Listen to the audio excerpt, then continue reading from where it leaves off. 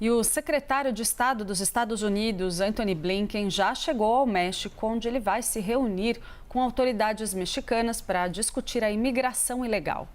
A visita acontece à medida que uma caravana com milhares de imigrantes se dirige à fronteira dos Estados Unidos. Eu falo mais sobre esse assunto com a correspondente em Nova York, Mariana Jangiacomo. Boa noite, Mariana. Oi, Clarissa, boa noite a todos. Pois é, Clarissa, em meio a essa crise enorme, né, um problemão para o governo Biden, então, Antony Blinken foi até o México para se encontrar com as autoridades mexicanas que, inclusive, já criticaram muito os Estados Unidos por causa dessa crise. Nessa semana mesmo, o presidente mexicano Andrés Manuel López Obrador disse que o Congresso americano deveria fazer mais por essa situação do que apenas construir muros. Por quê?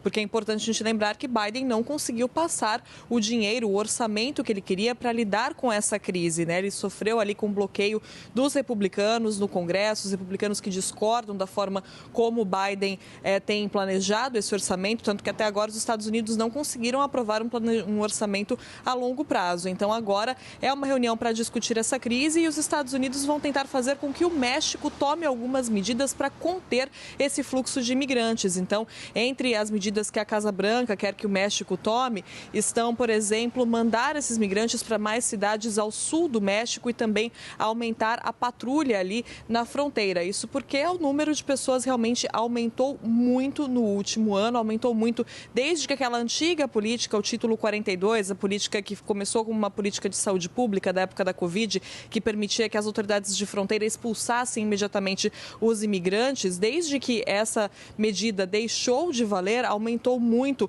o número de pessoas tentando entrar aqui nos Estados Unidos. No começo do mês, esse número chegou a 10 mil pessoas por dia. Nessa terça-feira, autoridades de fronteira chegaram a apreender 6 mil pessoas e agora há essa caravana com milhares de pessoas chegando aqui, como você bem citou, Clarissa. Então, é nesse contexto que acontece essa reunião com a Casa Branca pedindo ajuda do México na prática e o México já sinalizando descontentamento com a forma como os Estados Unidos estão lidando com tudo isso. E, claro, há um ano, né, das eleições do ano que vem, as eleições presidenciais em novembro e esse problemão da gestão Biden, né? Não só da gestão Biden, mas que realmente se agravou agora nesse ano, Clarissa.